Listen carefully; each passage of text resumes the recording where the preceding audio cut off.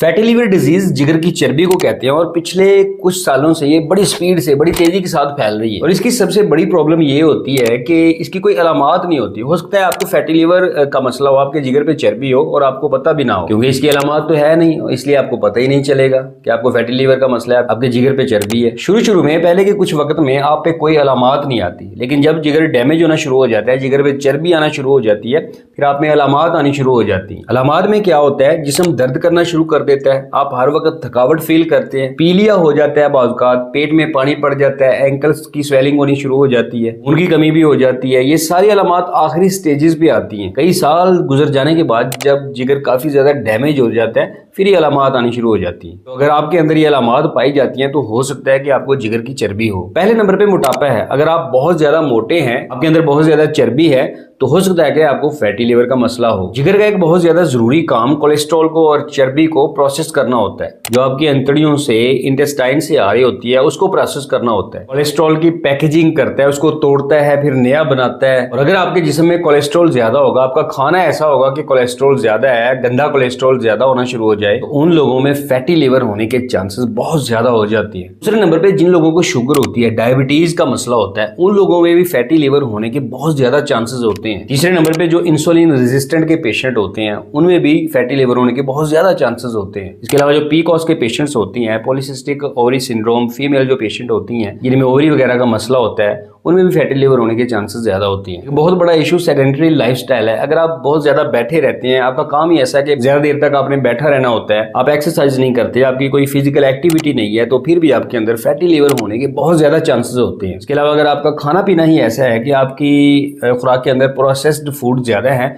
और नेचुरल चीजें बहुत ज्यादा कम है, फिर भी आपको फैटी लिवर का मसला हो सकता है। अब इसका इलाज क्या है? फैटी लिवर फैट के ज्यादा होने की वजह से, आपके जिस्म के अंदर चर्बी के ज्यादा होने की वजह से हो रहा है। आपने करना क्या है कि आपने अपनी बॉडी के अंदर फैट को, चर्बी को कम करना है। अब ये होगा कैसे? आप वो चीजें इस्तेमाल ही ना करें जिनके अंदर बैड कोलेस्ट्रॉल ज्यादा है। उन चीजों को कम से कम इस्तेमाल करें। कुदरती चीजों की तरफ आए, सब्जियों की तरफ आए, फ्रूट्स की तरफ आए, और शुगर को कम से कम अपनी ग़िज़ा में इस्तेमाल करें। चीनी की बात कर रहा हूँ कि चीनी वाली चीजें कम से कम इस्तेमाल करें। जितना शुगर को अपनी जिंदगी में कम करते जाएंगे, उतना ही फैटी लिवर के चांसेस आपकी जिंदगी में कम होंगे। और अगर आप बैठे रहते हैं, आपका काम ऐसा है कि आप बैठे रहते हैं, तो एक्सरसाइज को मामूल बनाएं, खाना कम खाएं। एक्सरसाइज आप करेंगे तो इसके साथ फैट कम होगी, आपके जिस्म में चर्बी कम होगी आपके जिस्म में, और आपकी इंसुलिन रेजिस्टेंट कम होगी, शुगर के भी चांसेस कम होंगे और फैटी लिवर के भी चांसेस कम होंगे। इसके अलावा कुछ मेडिसिन भी होती हैं जो आपके फैटी लिवर के मसले को कम कर सकती हैं। अगर आपको फैटी लिवर का मसला है तो अपने डॉक्टर से लाजमी रब्ता करें। इसके अलावा अपना लाइफ स्टाइल बेहतर करें। अपनी खुराक में देखें कि क्या चीज़ आपको इस्तेमाल करनी चाहिए, क्या चीज़ आपको नहीं इस्तेमाल करनी चाहिए।